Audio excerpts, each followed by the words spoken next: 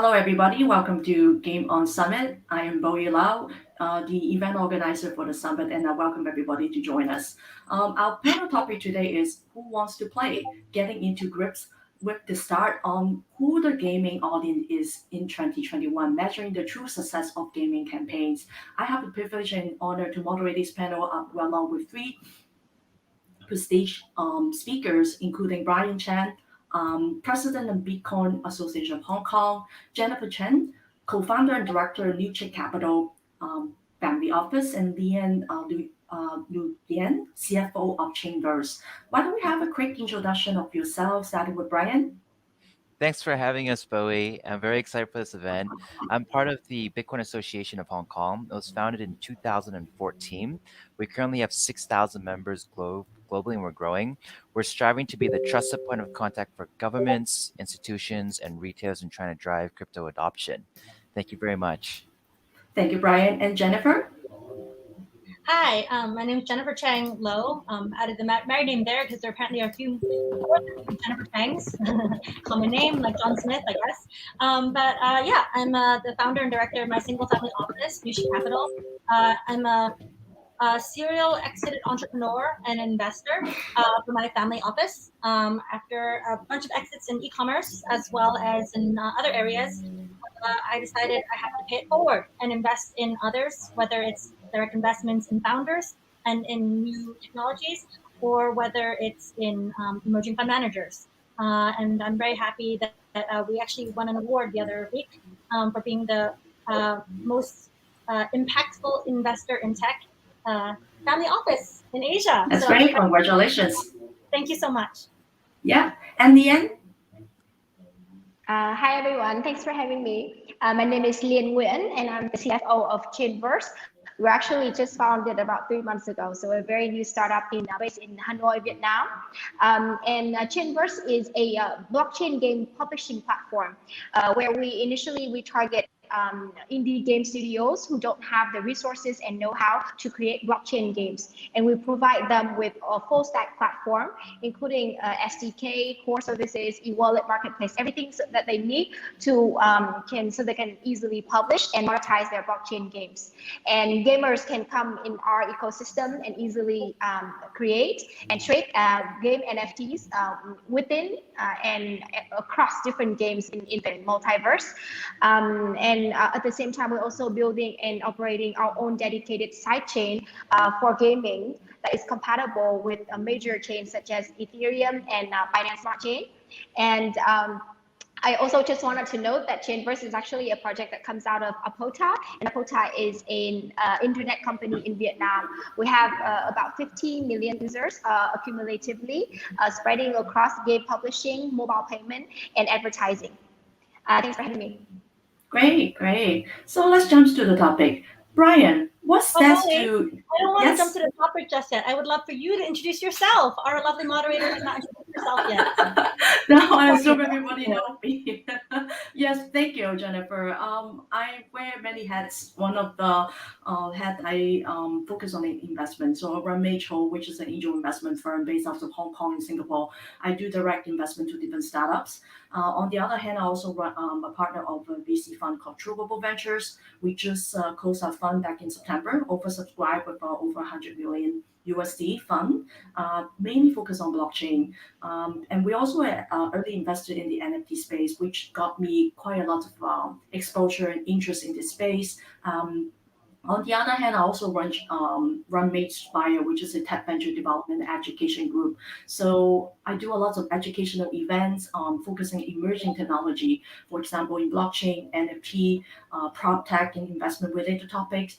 That kind of inspired me to organize this Game On Summit with GAME, stand for Gaming, Art, Music, and Entertainment, and a heavy focus on blockchain and NFT. So very happy to having three of you to join this panel. So my first question goes to Brian. What stats do you use to measure the true success of game? Absolutely. Well, what I see in the gaming industry is it's very competitive. I would say that the first 90 days determines the success of a company because it's about distribution. How many users are they able to acquire at a very quick time period, and how they're going to be able to retain these gamers. So, four stats that I've seen that's quickly being used is the daily unique active wallets. The second one is the total value that's locked in any of these games. The third one, if they are on an NFT platform, is the number of NFTs that are minted. And the fourth metric that I see is the NFT trade volume. For these four metrics, these are some of the metrics that I see quite commonly in some of these projects that are being launched. Great. Okay. So how about Leanne? My next question goes to you. What does the gaming audience of 2021 look like today? I understand your startup just born for about 3 months ago, but how about like 6 months from now or even 12 months? In terms of the gaming audience, actually, we are seeing a lot of the surprise transformation due to the COVID-19, actually. So traditionally, you think that gaming is for the guys, right? Males. But actually, since 2020, a lot of the female gamers have onboarded, and especially in mobile gaming, because Wow, I'm a mobile is gamer. ubiquitous. I'm sorry. I'm a gamer. Oh yeah, Me too. yeah. Are you a gamer? And Agree. yeah, yay. Yay. So, I mean, normally women have to spend time for family obligations and other stuff, but due to the COVID-19, they have a bit more time to spend for gaming, right, at home. And especially mobile casual games has really picked up. So we see a shift in terms of audience there, right? Actually, I just looked at some of the reports this morning, and do you guys know that actually in the US, about 64% of the mobile gamers are female, right? Surprise, right? And in Asia, that number is about now is about 40 to 45%. In China, that number is actually higher. So we see an amazing shift of inclusion, right? Female mobile gamers. And I just want to add a little bit on that as well, is that at our company, we have a business called OTA Network, which is a Facebook gaming creator. We connect all the creators in Vietnam with the Facebook platform. And a lot of these creators, people who play games and live stream games on the Facebook platform, a lot of them are actually female. They play games really well, and not a lot of them will play the hardcore games, but even with the casual games, they have a really large fan base that really love to follow them. So that's one of the shift in terms of the gaming audience that we see. Absolutely. And I think, yeah.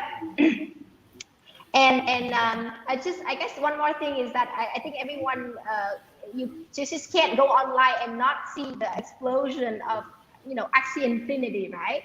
And which is a amazing blockchain game. It has sort of taken over the world in the past 3 months in terms of the media, and so in terms of the gaming audience, you can also see that it's shifting towards it's becoming more inclusive, right? So people who don't normally have the chance or don't usually play games because they don't have time, don't have the resources, for example, now they can play to earn. So it's becoming a lot more inclusive for that kind of gaming audience as well. Absolutely. I think COVID is definitely one of the the big moment where to kind of boost up the gaming industry. Back in the old days, we have pay to play from free to play, and now it's play to earn. So we see the shift. I guess moving dramatically, especially in the developing countries where they actually can bring food to the home, to the table, and bring to the family. So Jennifer, as a seasoned investor, what does success look like for a VC compared to a project?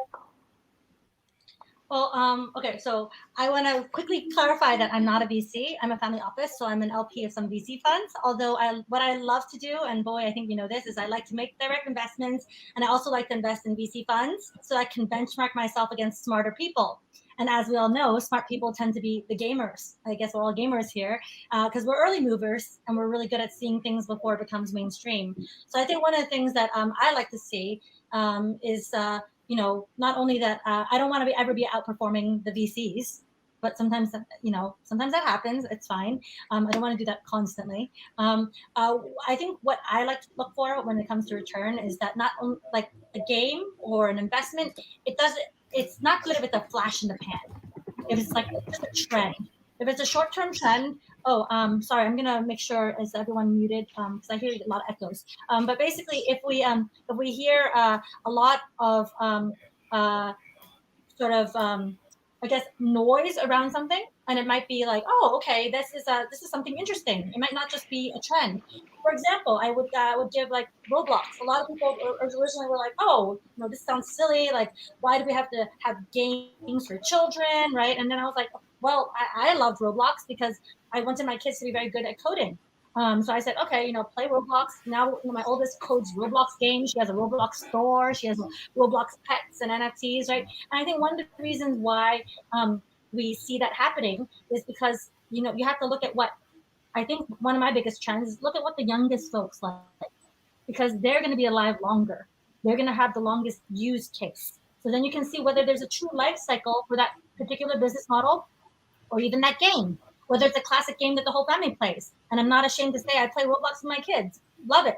And even when they do Latin tutorials or coding, sometimes it's all integrated. And as we all know, gamification is the cornerstone of learning and collaboration. So that's my answer. So I look for that kind of return, a long-term return, and one where I can benefit as a super consumer as well. Thanks. Absolutely, thank you. Hey, Brian. So, any alpha that you can share with us? Yeah, I think in terms of alpha, I would say games that excite me. There are three of them that make me want to play them. Last summer, the Bitcoin Association hosted a Bitcoin-focused game called MintGox.com, and this game has some sponsors like Bitstamp. It's classic retro games that they have, and I think there's one more that's coming at the end of the month. Check out their website on mintgox.com to see when their games are and how you can play them. The second one that really excites me is called Mobox.io. This one has been around just for a few months, but I personally know the team, and they're able to combine gamification with finance and also with NFTs. And I think their project is very promising because they've also got new games that are going to be coming out in the coming months. So stay tuned for Mobox.io for any of the other games that they have. They've got tremendous total value locked, a lot of gamers and unique wallets on there. And the third game that really excites me, even though it's not an actual physical game yet, but it's called Star Atlas. So Atlas, it's built on Solana.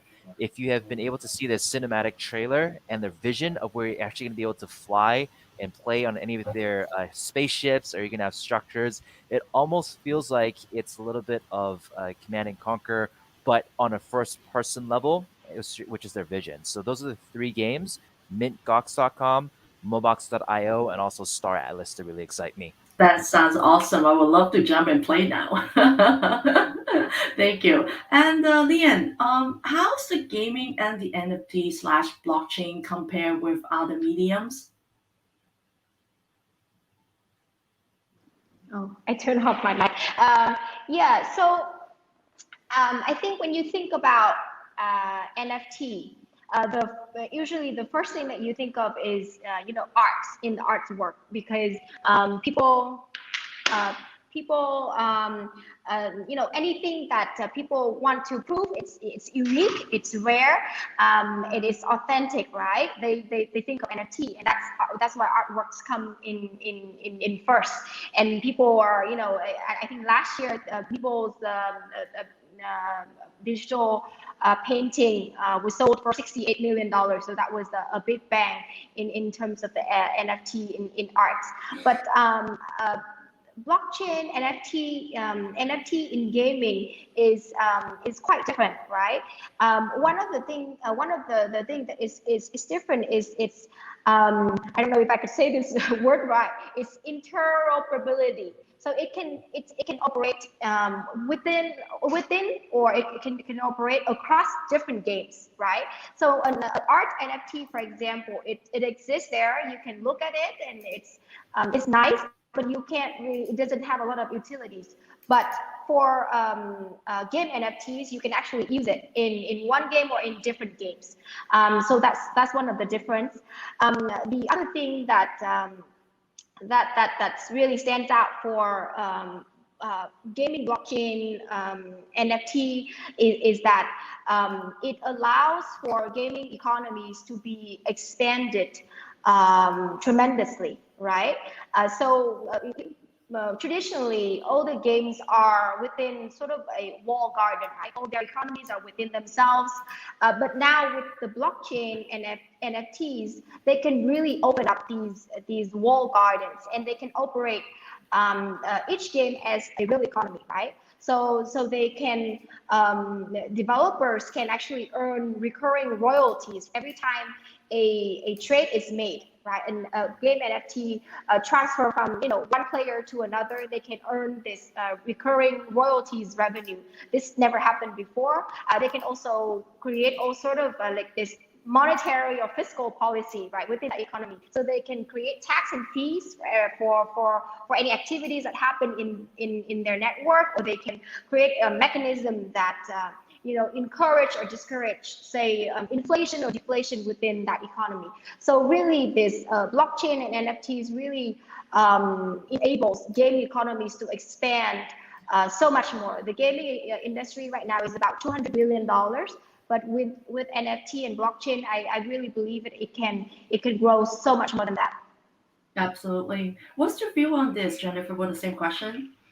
I love this question. I think that, well, why don't, which angle would you like me to answer? From an investor point of view. Okay. From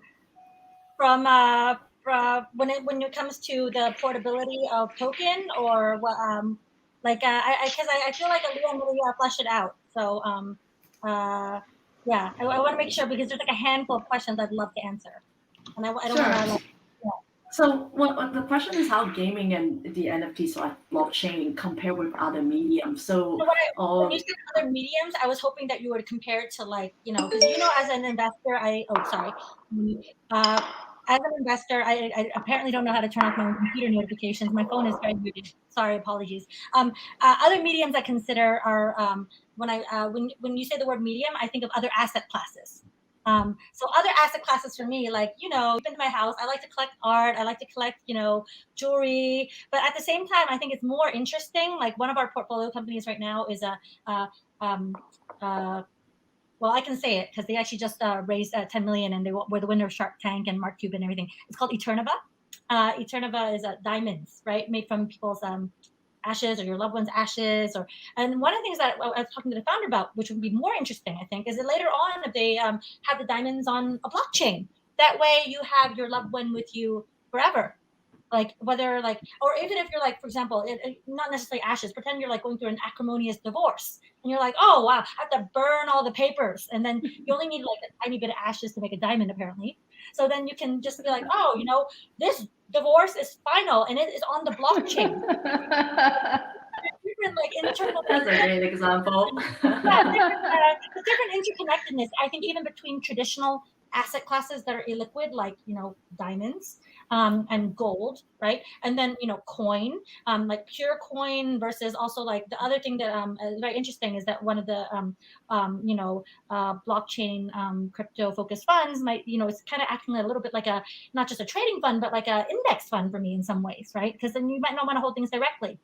So, and as an investor, I think, the different mediums, like, I still think it's important to diversify, for sure. Like, if you're, don't put all your money into one NFT, like, don't like put all your, do baskets. Like, obviously you guys did a very smart thing, investing in Animoca, for sure, because, like, they're very smart about, going, in terms of metaverses, NFTs, and then me too. Like, I like to keep it a mix of different things. Like, you don't want to be like, oh yeah, like, I really like art, I'm going to collect all one artist, right? So even if you're, like, looking to diversify your collection of NFTs, maybe some are music NFTs, maybe some are more visual, maybe some are more like, so I think as an investor, as a collector, I want to make sure that, when you're I think diversifying is analogous to curating very well. If you have some underperformers, cut that out. If it used to be like really in vogue for people to buy oil and trade oil. I mean, that I don't really see a future in that. I do see a future in maybe trading carbon credits and maybe like alternative energy sources. And then also now if as you guys know, actually there was a Gucci bag that sold higher in Roblox in the metaverse. The NFT sold higher than the actual Gucci bag. So I'm just saying that, now I would also suggest as an investor, when you're making an investment in something like whether it's a commodity or a physical thing or whatever, also make sure you might have a corollary in, a metaverse or a blockchain sort of a use case as well. So it's kind of, portable. And then the other thing I would say is if you're investing in blockchain companies, maybe you can do a combination of token and equity, right? It doesn't have to be one or the other. So that's what I would advise. Yeah. Absolutely. Thank you for sharing. For my VC fund, we are 100% equity focused. However, if there's any project that give us token as a bonus, we will not say no. I think this is another model that we appreciate. So, Brian, I have a question about Bitcoin Association. Running a community is very important. It's all about, staying connected with the like-minded person together. As you are the president of the Bitcoin Association for quite some time, can you tell me a little bit more about the association? What the association can bring to the members? Yeah, absolutely. I think the benefit of being a nonprofit, non-government organization is that we're focused very purely on just trying to drive adoption. As all of us are just volunteers, we're very transparent that when we organize something, if we are to collect any funds, what are the funds going to be used for? And that makes it very easy for us to work with different parties and different stakeholders. In terms of the community, we are on a very diverse and group of individuals. There's some people that are very interested in retail focused versus myself.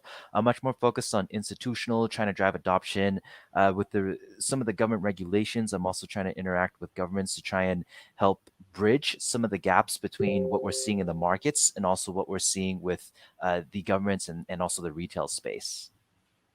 That's great. And to my knowledge, like many years ago, the association started to charge Bitcoin as a member fee, right? You guys still having it, right? Absolutely. So we're actually going to have a members meetup. Unfortunately, it's online, or fortunately, if you're not in Hong Kong, it's going to be talking about the future of the Bitcoin Association starting from November 2021. We have a mandate currently where the president is able to serve a maximum of 2 terms, which at this moment is only 2 years. And we're always trying to look for new individuals that are trying to get more involved with the community. So part of this future 2021 initiative is who are the right candidates who can help propel and drive this community to the next level. I will be stepping down as an active director and moving more into a board member type of role, trying to still be part of the community, but not as active so that we can have some new faces and new energy being injected into this very diverse group of individuals. Sounds exciting. Look forward to have more Ryan, information to that. we should talk. I think Bo and I both have some candidates in mind for you. Okay, definitely. Yeah. So my next question goes to Leanne. How will the gaming industry take part in the NFT market? By merchant licenses or even game items? What's your view on it? You need to Sorry, unmute, yeah. it's the question is for me. Yes. Okay, sorry, I missed that. Okay, so the question is, how does the gaming industry can take part in NFT, right? Either by okay, so definitely there are many different ways that it can take part in the NFT markets, and traditionally. I said, anything that you think that it's important to prove its authenticity, its provenance, unique, right, rareness, you can do that with NFT on the blockchain. So in gaming in particular, for example, the first thing people think of that can be turned into NFTs are game items, right? Such as weapons, tools, gears, right? These are the things that people spend a lot of money on. And traditionally, without blockchain and without NFT, once they leave the game, all of these will be gone. And some people actually spend, thousands of dollars on these items in games.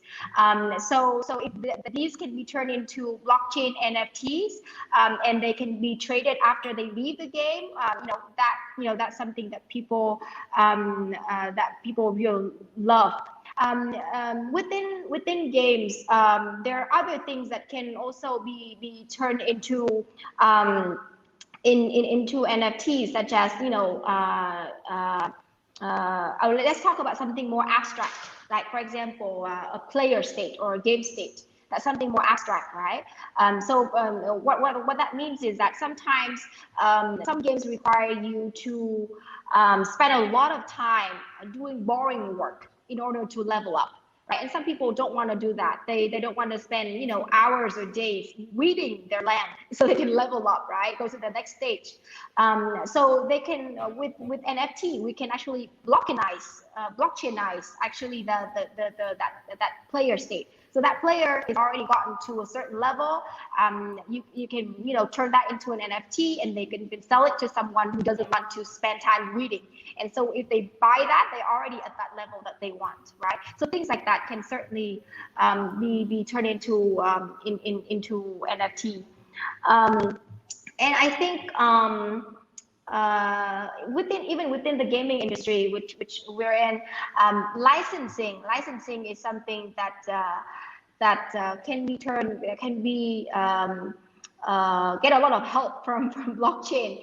So for example, we source games from outside of Vietnam. We bring games from China to Vietnam, for example, and the developers will give us the license, right? The license to exclusively publish a game in Vietnam, right? But it doesn't. Once they give us the license, which is a piece of paper, it doesn't stop there, right? When we bring it to Vietnam, we have to sort of legalize it, right? We take it to the embassy to get it legalized, and not just that piece of license, but also like the passports of the owner of the license, all sorts of stuff. So it's crazy. It's a lot of work, and it takes a lot of time. So if any of that can be put on the blockchain, people can instantly verify that it's true, it's authentic, it's for real. Then we don't have to go through all of that step. So those are the things that I can think of in terms of in what we can do with Thank you for NFTs sharing. there. Yes. So our topic is one of the keys to measure the true success of game campaigns, right? So my next question goes to Jennifer. What recommendation do investors have on helping projects to find talent gaps within their teams? So I think one really important thing when it comes to talent is that it's not just hard to I don't want to say retain talent, but to train, to attract, and to groom them and to empower them. I think that's the most important key here, is to empower them. I think that talent, you can motivate your talent and attract them if they feel like they have a sense of shared responsibility, and even more importantly, shared ownership. So I think it's very important in any company that you build is that you have, whether it's token, whether it's equity, that the talent feels like they're partaking in it and that they're growing something big together with you. And I say that, having worked at companies that scaled to thousands of people overnight. And I also say that as, my one of the reasons why I was very fond of my husband when I met him is that he was very encouraging of me in one of my first roles after business school, or during business school actually, in Hong Kong, where I was a director of business development for Asia for Rackspace Hosting.